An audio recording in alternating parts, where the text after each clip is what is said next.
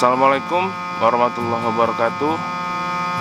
Teman-teman, hari ini adalah hari keempat untuk kolam kita yang kemarin kepadatan 300 dan 200. Jadi biar saya ceritakan sedikit. Saya kemarin waktu upload di H0 itu ikan kita puasakan 24 jam setelah pemberian garam. Lalu sorenya kita kasih kapur. Hari pertama, hari kedua, hari ketiganya itu saya kasih makan seperti biasa. Dan itu belum ada penambahan probiotik ataupun gula. Jadi hanya garam dan dolomit aja. Selama 3 hari itu kita kasih makan. Saya kasih makan 5,5% dari biomas dengan kekenyangan sekitar 80%. Jadi ini adalah hari keempat. Dan hari ini kita akan aplikasi probiotik dan aplikasi gula sesuai dengan jumlah pakan yang telah dimakan ikan selama 3 hari kemarin. Terus yang perlu teman-teman perhatikan, di hari saat kita aplikasi chain ratio, nah itu teman-teman harus lakukan itu di saat pagi hari ya teman-teman, sebelum ikan makan. Jadi ini karena saya kesiangan bangunnya, jadi ini udah siang ya nggak apa-apa, tapi kan belum saya kasih makan. Jadi hari ini kita akan aplikasi chain ratio. Dan yang perlu teman ingat, setelah kita aplikasi chain ratio, kita harus pemberian pakan itu paling tidak nunggu 30 menit, paling bagusnya sejam atau 2 jam. Lalu kenapa aplikasi gula ini atau aplikasi chain ratio kita sebut ya, dilakukan di saat pagi hari atau siang hari sebelum ikan makan. Nah jadi teman-teman, saat kita melakukan pemberian pakan ke dalam ikan itu kan amonia terakumulasi ya dalam air dari sisa-sisa pakan yang tidak habis dimakan ikan, dari kotoran ikan itu sendiri, atau dari ekskresinya. Nah jadi selama 3 hari itu amonia terakumulasi. Saat kita menambahkan sumber karbon dan kita menambahkan bakteri, maka bakteri itu akan memakan si amonia tadi. Jadi proses asimilasinya itu akan menghasilkan yang namanya CO2 ya teman-teman, atau karbon dioksida. Nah karbon dioksida ini itu jika jumlahnya banyak, nah itu bisa meracuni ikan sebenarnya. Tapi perlu diingat ya teman-teman, makanya di sini yang terpenting itu adalah aerasi. Nah kuncinya adalah di aerasi. Dan penggunaan chain ratio itu teman-teman nggak boleh tinggi, apalagi aerasi teman-teman itu kecil. Karena menurut yang saya tahu, reaksinya dari si bakteri mengasimilasi itu bisa menghasilkan sejumlah karbon dioksida sebesar yang dia asimilasi. Nah itu berbahaya kan teman-teman. Makanya triknya kenapa kita melakukan pemberiannya itu di pagi hari atau siang hari, kita harapkan CO2 yang meningkat di dalam air itu bisa langsung termanfaatkan oleh plankton. Pada siang hari kan plankton melakukan fotosintesis. Nah fotosintesis itu kan mengambil dari CO2, diolahnya lalu menjadi oksigen kan teman-teman. Nah itu yang perlu diingat. Dan yang kedua juga perlu teman-teman ingat, selain plankton yang menggunakan CO2, nah teman-teman gak usah khawatir kalau misalnya alkalinitas di dalam air teman-teman itu nilainya bagus atau sudah standar. Nah nanti si alkalinitas ini akan mengikat CO2 tadi ya. Jadi teman-teman gak usah terlalu takut. Tapi yang paling penting di sini itu ya tadi, aerasinya harus bagus. Kalau aerasi yang nggak bagus, si ikan itu begitu teman-teman kasih gula, nah dia bakal akan megah-megah. Begitu teman-teman. Oke kita lanjut ya. Ini ada yang perlu saya tunjukkan kepada teman-teman, beberapa hal. Ini kita mau pasang tiang untuk paranet ya. Jadi kalau teman-teman bingung ya kenapa dikasih paranet, supaya bioflok itu harus pakai paranet, enggak ya teman-teman. Jadi di sini itu banyak hama, burung. Yang pertama, yang kedua itu sampah-sampah itu nanti bisa masuk sama sampah tawon. Nah itulah gunanya di paranet. Dan teman-teman kira dikasih paranet itu harus di bioflok, tidak harus pakai paranet, enggak. untuk sebagai biosecurity saya juga.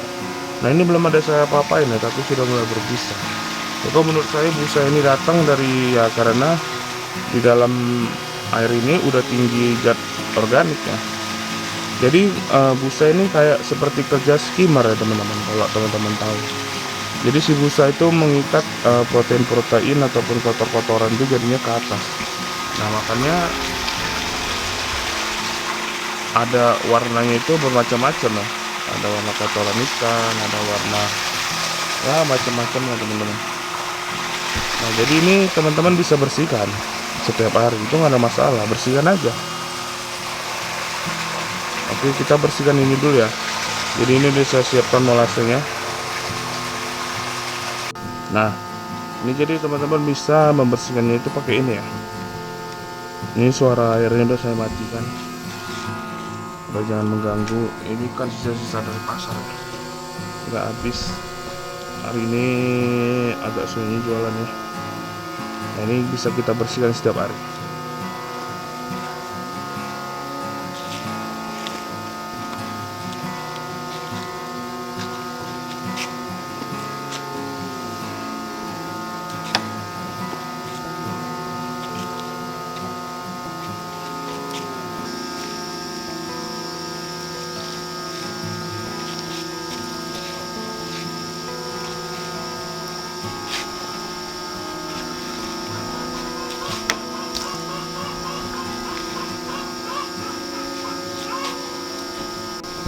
Nah terus teman-teman, waktu saya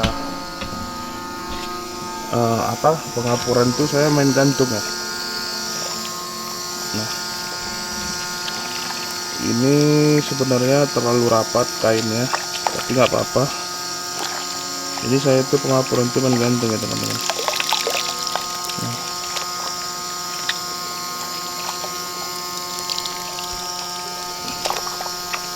Ini masih ada sisa kapurnya. Jadi ini yang keluar itu benar-benar hanya seperti sarinya aja ya. Yang kita harapkan yang terlepas itu adalah ion-ionnya saja. Kalau ini kita gantung aja, seminggu sekali nanti kita ganti. Dosis untuk pengapurannya sama. Ini juga. Jadi kalau kayak gini tuh nanti kolam teman-teman tuh nggak banyak endapan ya.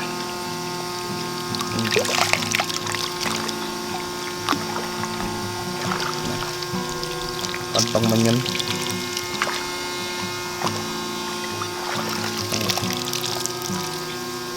Jadi ginilah triknya teman-teman. Oke, kita langsung aplikasi. Kita hitung dulu ya. Oke, jadi ini adalah tabel pakan. Jadi saya catat. Nah ini di hari, baru saya kecilin lagi. Itu di DOC 1. Nah itu waktu kita masuk ikan ya, tanggal 13. Itu nggak kita kasih makan. Jadi tanggal 2 nya itu baru kita kasih makan. Tanggal 2 itu saya langsung ngasih makan 5,5% dari biomas dengan kenyang 90%. Lalu besoknya saya kasih 55% juga, 5,5% maksudnya kenyang 80%. Nah jadi kalau ditotalkan itu penjumlahan pakan yang sudah habis itu adalah 8 kilo ya teman-teman. 2,499 ini dah. Inilah penjumlahan pakan yang telah habis selama 3 hari. 2,499, 29,4, 2944. Jadi totalnya itu adalah 8 kilo. Ini untuk kolam yang A ya. Terus kita pemberian unsur C nya itu 1,2 kilo ya. Kalau pakai molase jadinya 2 kilo 4 on.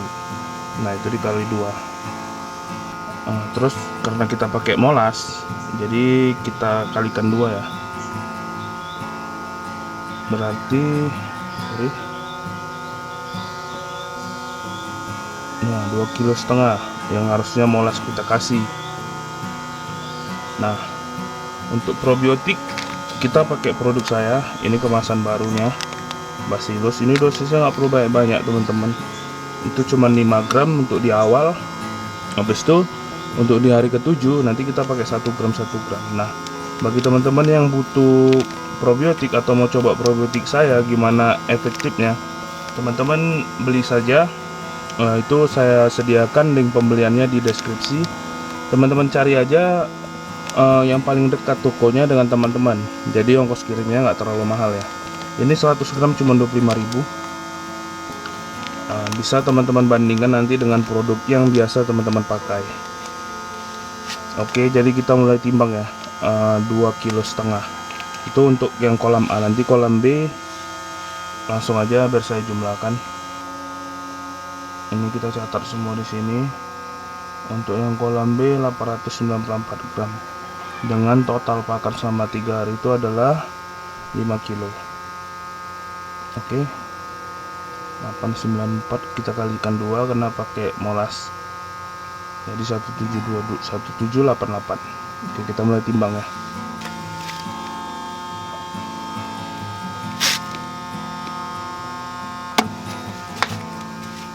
Oke, lebih dikit nggak apa-apa.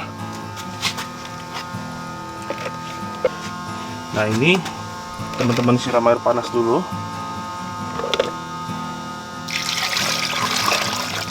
Kenapa disiram air panas? Ya, supaya minimal mensterilkan bahannya. Lalu teman-teman aduk.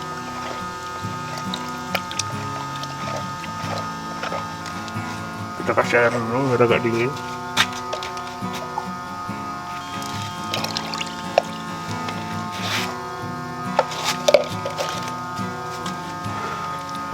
Ini nggak perlu banyak-banyak ya teman-teman. Ini 100 gram berarti kita bagi 2 aja.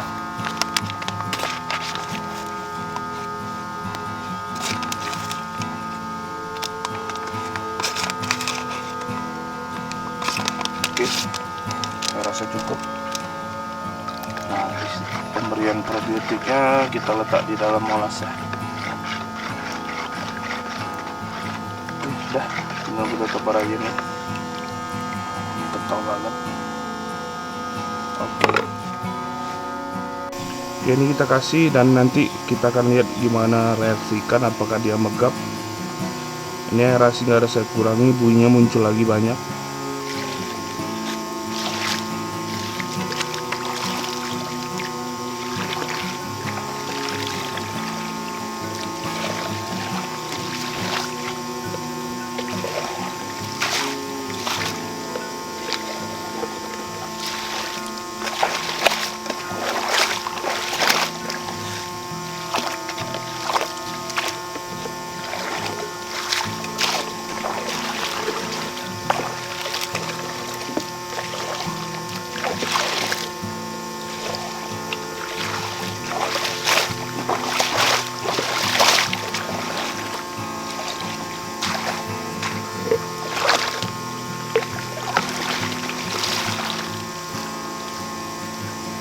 Oke, untuk yang kolam B berarti totalnya sekitar 1788 ya.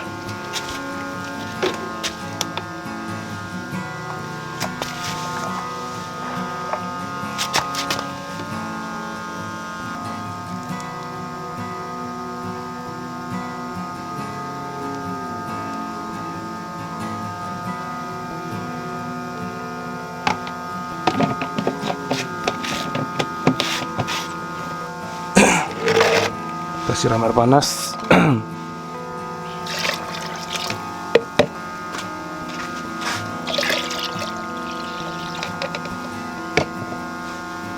Bacillus ya.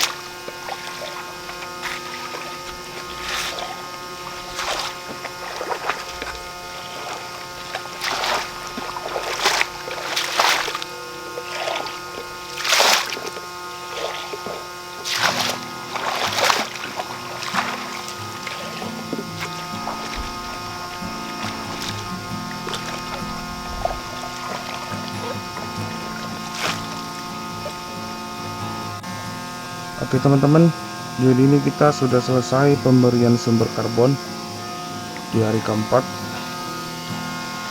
Nah ini banyak busanya. Jadi kalau ini wajar sih, karena pemberian pakan tinggi, ikannya padat, jadi ya begini. Belum ada tanda-tanda ikan megap, kayaknya semua masih oke.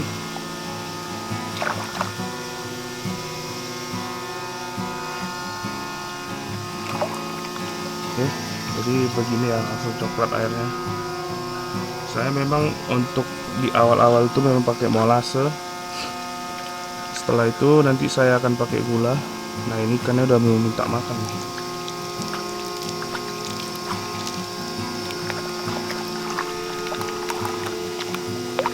Oke, kita biarin dulu, nanti kita kasih makan 30 menit kemudian. Saya sambil beres-beres ini, bersih-bersihin. Oke, nanti kita cek ya teman-teman waktu kita pemberian pakan. Oke, ini kita lanjut kasih makan. Sudah setengah jam lebih. Kita akan lihat dia masih nafsu nggak.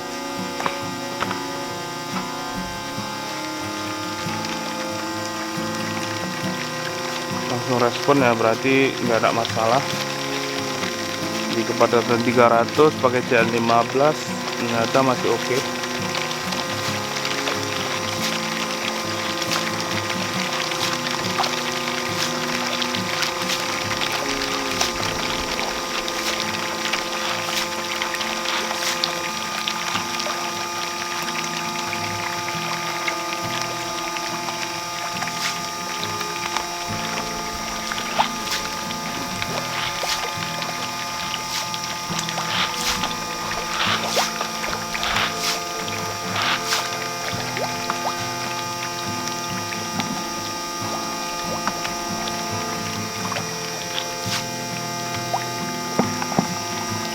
Kita lanjut yang sebelah.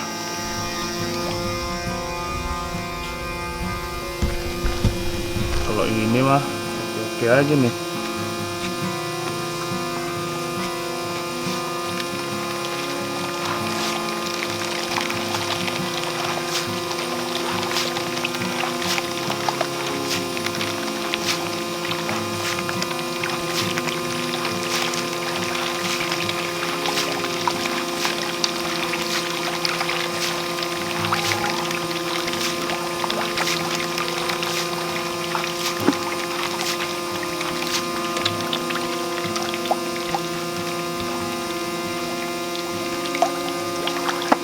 Pun kita hentikan, berarti untuk nanti sore kita kasih lagi.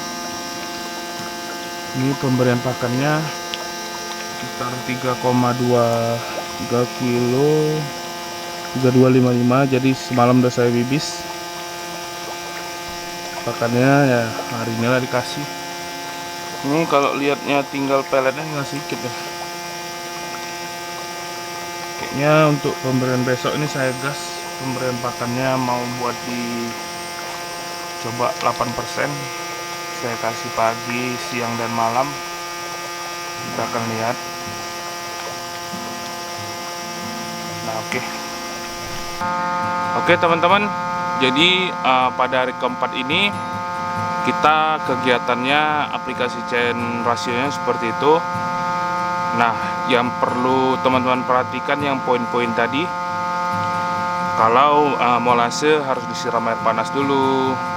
Habis itu pengaplikasiannya pagi sebelum makan, dan juga alasan-alasannya. Nah, jadi itu perlu teman-teman perhatikan. Jadi nanti di hari ke-7 kita bakal aplikasi lagi di CN 15. Jadi itu dia 2 kali aplikasi CN 15, lalu seterusnya sampai panen kita aplikasi di CN 12,5. Dan di CN 15 waktu pembentukan vlog kita pakai Bacillus, dan di CN 12,5 kita pakai bakteri Chemo Autotroph, yaitu yang ada di produk saya, Denepit Aqua. Jadi itu nanti kita aplikasikan setelah Bacillus 2 kali, Denepit Aqua 3 kali, tetap per 3 hari. Jadi hitungannya nanti pemakaian probiotik sampai di hari ke-19. Dan itu dosisnya sangat kecil sekali, itu cuma 1 ppm aja. Untuk selanjutnya Di pertama aja itu kita pakai cuman 5 ppm. Nah, jadi begitu ya teman-teman. Kalau teman-teman ada mau tahapan-tahapannya, juknisnya, teman-teman WA aja, nanti saya kirimkan. Untuk tabel pakan itu nanti bakal saya edit lagi, karena beberapa teman-teman ada yang masih bingung ya. Jadi nanti saya akan edit sama Bang Irwan. Jadi nanti di next nanti bakal saya kirim ke kawan-kawan ya. Jadi kawan-kawan bisa mengikuti, juga bisa mengaplikasikan, dan nanti saya akan update setiap setiap kita aplikasi CN. Dan nanti di next episode ini saya akan bahas tentang AMR 1500, berapa outputnya, gimana cara ngitungnya, berapa per hertz output yang bisa dikeluarkan. Nah, nanti kita bakal bahas ke situ juga. Nanti saya akan update mengenai kolam Bang Arif. Itu kolam yang menurut saya pembuatannya sangat murah, jadi teman-teman bisa mengikuti, dan apa-apa saja tips-tipsnya nanti bakal saya sampaikan. Nah, jadi teman-teman, harapan saya itu selalu pantau terus channel saya. Yang belum subscribe itu diingat dulu, lihat itu masih merah apa enggak. Nanti di subscribe dulu teman-teman, dinyalakan loncengnya, jadi nanti setiap ada update saya, teman-teman itu nggak ketinggalan ya. Atau teman-teman sekarang ini sudah ada yang mau mulai, silakan coba. Ingat, kalau teman-teman mau mulai, main di 200 saja, tapi dengan aerasi 30 liter per meter kubik. Dan juga teman-teman harus pantau terus ya, karena nanti bakal saya update jika ada hal-hal yang sangat penting. Ya gitu teman-teman. Oke, saya ucapkan banyak terima kasih. Untuk teman-teman yang mau beli probiotik, nanti saya sediakan linknya di deskripsi. Itu selalu saya sediakan. Teman-teman cari aja di mana yang paling dekat ya tokonya dari teman-teman, karena semua penjualnya online. Juga bisa melalui WA, silakan japri aja orangnya yang ada nomor WA-nya. Untuk saya sarankan ya, untuk pemain biovlog itu teman-teman beli Bacillus, Denepit Aqua. Untuk bibis pakan teman-teman beli Lactozim sama Aquapit. Nah, nanti akan saya bahas di video lain masalah pembibisan pakan. Nah, jadi itu produk-produk yang sangat rekomendasi dipakai di biovlog maupun di sistem budidaya lain ya. Apalagi bibis pakannya nih ya, Lactozim, Aquapit. Jadi kalau saya itu Lactozim dan Bacillus itu saya kultur jadi probiotik jamu. Lalu setiap aplikasi saya pakai probiotik jamu dan Aquapit. Jadi nanti kita bibis, kita fermentasi selama semalaman, lalu kita kasih ke ikan. Dan efeknya itu dari siklus sebelumnya sama siklus ini nampak sekali ya bedanya dari pertumbuhan ikannya. Nah, oke teman-teman, saya ucapkan banyak terima kasih kepada teman-teman yang nonton video ini sampai akhir. Saya akhiri, assalamualaikum warahmatullahi wabarakatuh.